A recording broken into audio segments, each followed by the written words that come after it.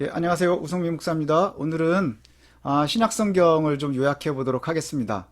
신약성경 배경이 되는 주요 사건들과 그 다음에 성경이 기록된 시기를 갖다가 좀 맞춰보면 우리가 전체 신약성경을 이해하는데 좀 도움이 될 수 있을 것 같습니다. 자, 우리 앞에 보시면 그림에 화살표가 있고 위에 숫자들이 있지요. 이것이 이제 연도를 대강 표시해 놓은 겁니다. 아주 정확한 연도는 우리가 좀 알기 어려울 수 있어서요. 또 학자들마다 좀 연도에 대한 의견이 달라서 대략의 날짜 연도인 것을 좀 기억해 주시면 되겠고요. AD 몇 년, 서기 몇 년 이렇게 되죠. 자, AD는 아노 도미니라고 하는 말입니다. 아노 도미니. 그래서 그리스도의 날, 예수님의 탄생을 갖다가 기준으로 잡는 날입니다. 그래서 우리가 아주 기본적으로 생각할 수 있는 것처럼 AD 0년부터 해가지고 33년까지 예수님께서 직접 이 땅에 성육신하시고 또 직접 인간의 몸을 가지시고 예루살렘과 또 갈릴리 지방과 제자들과 함께 먹고 마시면서 그렇게 사역을 하셨던 시기, 그리고 십자가에 달려 죽으시고 부활 승천하셨던 시기를 갖다가 예수님의 사역 시기, 약 33년까지로 보고 있고요. 예수님께서 부활 승천하신 이후에 내가 간 다음에 성령을 기다리라 이렇게 말씀하셔서 기다리고 있었던 제자들이요 오순절 성령 강림을 경험하게 됩니다. 이곳의 장소는 마가 요한의 다락방 이렇게 되어 있습니다. 그곳에서 오순절 성령이 강림하시고요. 이때를 갖다가 교회의 탄생으로 보통 기준을 잡기도 합니다. 이래서 굉장히 좋은 날들을 갖다가 맞이하는 것 같았는데요. 1년 정도 지난 후에 스데반이 순교하는 아주 충격적인 사건이 예루살렘에서 벌어지게 됩니다. 이때에 아주 깊숙이 관여했었던 사람이 우리가 잘 알고 있는 것처럼 후에 바울로 불리우는 사울이 등장하는 것입니다. 스데반 7집사 중에 한 명이 복음을 전하고 그 다음에 유대인들에 의해서 죽음을 당하게 되는데 그때 중심에 섰던 인물이 바로 사울입니다. 바울이라고 불리우는 사울이고요. 이 사람은 곧바로 무엇을 하느냐 하면 다메섹에 있는 그리스도인들을 갖다가 잡아들이기 위해서 군사를 이끌고 가다가 다메섹 도상에서 다메섹 가는 길 중에 빛중에 임하시는 그리스도를 만나게 되고요. 곧바로 회심을 하게 됩니다. 그리고요. 이때 당시에 예루살렘은 이 충격으로 인해서 많은 사람들이 예루살렘을 떠납니다. 그리스도인들이 예루살렘을 떠나서 여러 곳으로 흩어지게 됩니다. 이 시기에 쓰였었던 바로 성경이 야고보서입니다. 야고보서, 예수님의 동생 야고보로 알려져 있고요. 이 야고보는 너희들이 믿음을 갖고 있다면 실제로 행동으로 증명해 보이라 이렇게 성경을 쓰게 됩니다. 이 야고보서를 쓴 야고보는 당시에 예루살렘에 굉장히 중요한 중추적인 역할을 해서 기둥으로 불리우던 그러한 사람입니다. 자, 이때 이제 바나바가 바울을 찾아가서 안디옥 교회에서 함께 사역을 하게 되고요. 그 안디옥 교회의 파송을 받아서 바나바와 바울이 드디어 굉장히 중요한 사건이죠. 1차 전도 여행을 출발을 하게 됩니다. 바나바의 조카 마가와 함께 출발을 하고요. 하지만 중간에 마가는 낙오를 하고요. 바나바와 바울이 1차 전도 여행을 하는데 1차 전도 여행의 처음의 목표는 뭐냐 하면요. 흩어져 있는 유대인 그리스도인들을 만나는 거예요. 그리고 유대인들에게 복음을 전하는 것이었죠. 그런데 유대인들은 극렬히 아주 강력하게 거부하는데 그에 반해서 이방인들이 예수님을 받아들이고 복음을 받아들여서 믿음을 갖게 되는 겁니다. 이 사건이 굉장히 큰 의미로 1차 전도여행에서 다가오게 됩니다. 그래서 48년도에 1차 전도여행을 마친 바나바와 바울이 예루살렘을 방문을 하게 되고요. 이 선교 여행을 했었던 때의 결과를 보고를 하게 되고요.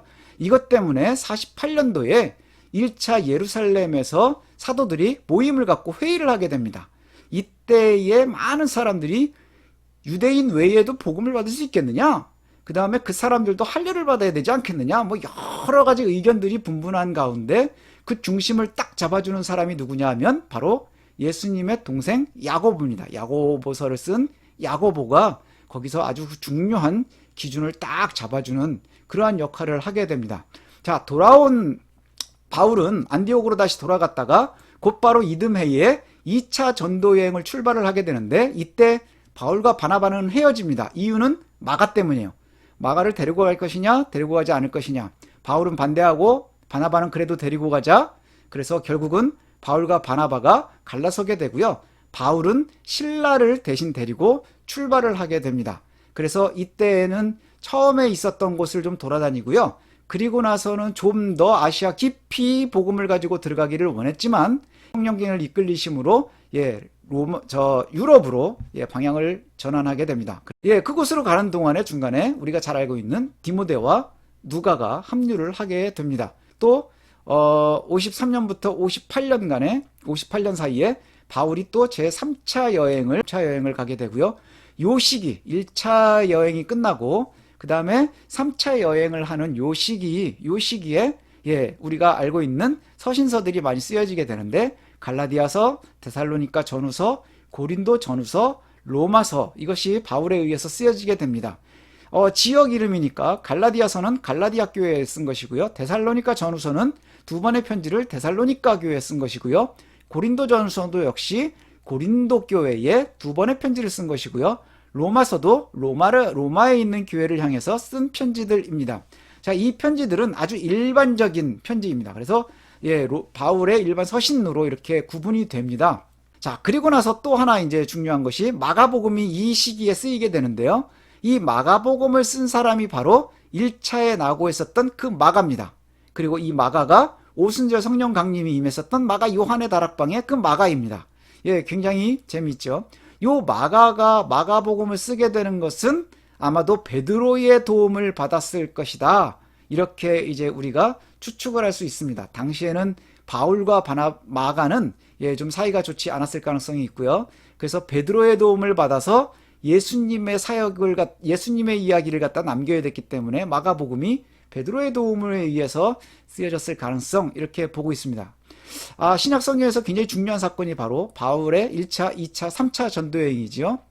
처음에 시작된 것은 흩어져 있는 유대인들을 위함이었지만 결국엔 이방인들에게 복음이 전파되고 그 다음에 바울이 점점 로마를 향하게 되는 그러한 시기가 됩니다. 자, 그리고 나서 이 3차 여행까지 다 끝난 다음에 60년에서부터 62년 사이에는 마태복음과 누가복음, 사도행전이 쓰이게 됩니다. 그래서 마태복음, 마가복음, 누가복음, 요한복음이 우리가 사복음서고요. 마가복음, 마태복음, 누가복음을 공관복음이다. 같은 시야로 쓰여졌다. 뭐 이렇게 구분을 하지요. 마태복음과 누가복음, 이 누가복음은 누가가 썼고요. 누가가 처음 쓴 것이 바로 누가복음, 두 번째 쓴 서신이 바로 사도행전입니다. 데오빌로 가카라고 하는 이방의 관리에게 쓴 편지입니다. 이것이 바로 그리스도의 복음을 전하고 그 다음에 복음이 어떻게 세상에 전달이 되어졌는지 전파가 되어졌는지에 대한 이야기가 쓰여져 있지요. 이거 우리가 잘 알고 있을 줄로 압니다. 자, 이때 마태복음, 누가복음, 마가복음이 쓰인 이유가 무엇일까? 이것을 갖다가 이제 우리가 살필 수 있는데요. 그것을 살피려면 요때 당시의 사건을 좀 봐야 됩니다. 61년부터 63년, 그러니까 3차 여행이 끝나고 바울이 예루살렘에 방문을 한 다음에 그곳에서 체포가 돼서 재판을 받기 위해서 바울은 로마 시민이었기 때문에 황제의 재판을 받기 위해서 로마로 끌려가게 되고요. 그리고 나서 로마에서 가택연금 상태로 1차 감옥살이를 하게 됩니다. 이 시기가 이제 61년부터 63년간이고요. 요 시기가 바로 또 편지가 쓰이게 되는데 그게 옥중서신입니다. 옥중서신, 에베소서, 빌립보서, 골로새서, 빌레몬서. 그래서 앳빌골몬, 그래서 옥중서신 이렇게 구분이 되는 것이 1차 투옥 기간에 쓰여진 것으로 알려져 있습니다. 그래서 감옥에 갇혀 있는 동안에 에베소에 또 빌립보에 골로새에 편지를 썼고요. 빌레몬서는 특별하게 빌레몬이라고 하는 골로새 교회에 있는 이에게 화해에 대한 메시지를 전한 것입니다. 그리고 1차 투옥이 끝난 이후로 이제 보통 학자들이 보는데 투옥이 끝나고 나서 나온 다음에는 이후의 이야기는 이제 정확하게 바울의 이야기가 알려진 게 없지만 전승이나 그 다음에 속사도들의 이야기를 거쳐서 이제 구성을 하게 되면 그때 당시에 이제 디모데 전후서, 디도서를 갖다가 쓴 것으로 우리가 알 수 있습니다. 추측을 할 수 있겠지요. 디모데 전서, 후서, 디도서는 목회서신이라고 이렇게 구분을 합니다. 그래서 감옥에서 이제 풀려난 바울이요.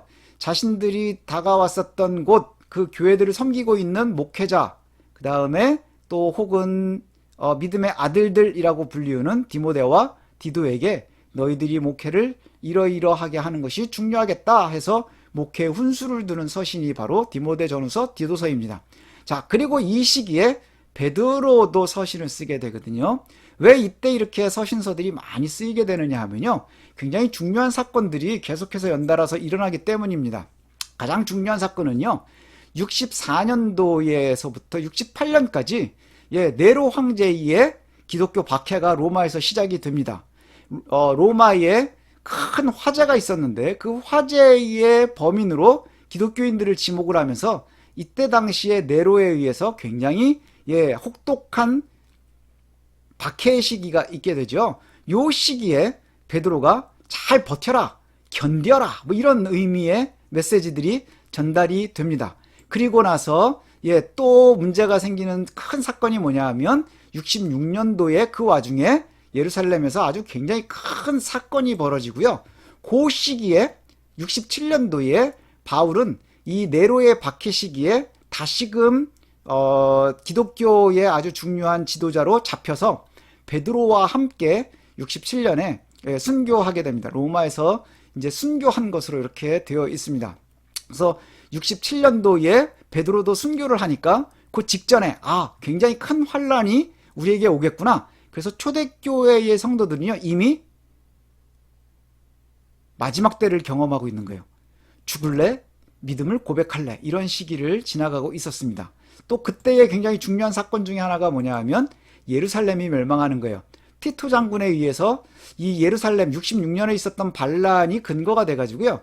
69년에는 티토 장군이 예루살렘 성전을 갖다가 완전히 징벌을 하게 되고 완전히 폐허가 됩니다. 그래서 굉장히 오랜 세월 동안 재건되었었던 헤롯의 성전이 3년밖에 사용을 못하고 곧바로 폐허가 되고요. 지금 예루살렘에 가면 나와 있는 통곡의 벽이라고 하는 그 벽 하나만 남고는 모든 것이 다 무너지는 이러한 사건들이 예루살렘에서 있게 되고요. 이때 또 많은 유대인들이 흩어지게 됩니다. 그래서 이때 흩어져 있는 사람들을 갖다가 보통 디아스포라다 뭐 이렇게 이야기를 하지요.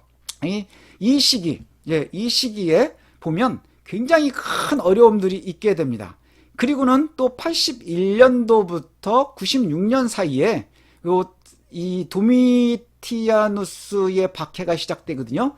도미티안이라고도 불리우는데 이 도미티아누스의 박해는 이 도미티아누스가 이 티토 장군의 동생입니다. 네로가 이제 실각한 이후에 티토가 황제가 되는데 굉장히 일찍 죽게 되고요. 준비되어지지 않았었던 티토의 동생 도미티아누스가 황제가 된 다음에 이 사람이 욕심이 뭐냐? 죽기 전에 내가 살아있는 황제가 되고 싶어 하는 거예요. 근데 그가 황제가 되려고 할 때에 제일 큰 걸림돌이 뭐냐? 유일신을 섬기는, 오직 하나님만 섬기는 그 그리스도인들이 굉장히 큰 걸림돌이 되죠. 그래서 이때 어마어마한 박해의 기간이 시작이 됩니다. 그래서 로마의 아주 대표적인 기독교 박해가 시작이 됩니다. 이 시기에 무엇이 쓰이게 되느냐? 요한복음과 요한 1, 2, 3서 이렇게 쓰이는데요. 이때 굉장히 중요한 사건 중에 하나가 뭐냐면 이 도미티아누스의 박해 시기에 요한이 그 정치범으로 잡혀서 반모섬에 유배가 됩니다. 그 유배가 된 시기에 쓴 서신이 뭐냐? 바로 요한계시록입니다. 이것을 갖다가 잘 기억하시면 이러한 시기에 성경이 쓰였구나 하는 것을 우리가 기억할 수 있을 것 같아요. 기억하면 성경의 배경을 좀 잘 이해할 수 있을 것 같습니다. 그래서 여기 앞에 보면 예수님의 이야기는 언제 어디에 쓰여져서 나오느냐 하면 바로 복음서라고 하는 곳에 쓰입니다. 언제 쓰였나요? 마태, 마가, 누가, 요한이 주로 쓰였었던 시기는 바로 네로의 박해 직전 직후입니다. 직전 직후. 그 다음에 도미티아누스 황제의 박해 시기에 바로 요한복음이 쓰이게 되죠. 왜 이때 복음서들이 쓰이게 되었느냐 하면 이전에 예수님을 봤었던 초대의 제자들, 사도들이 살아있는 동안에는 예수님의 이야기가 구전으로 전해지면 돼요. 그들의 입을 통해서 전해지면 되지만 이들이 크게 박해를 받게 되고 그 다음에 죽게 되면 예수님의 이야기가 끊어지게 되겠죠. 그때 가장 중요한 것은 기록으로 남기는 겁니다. 그래서 기록으로 남겨지게 되는 것이 바로 복음서이고요.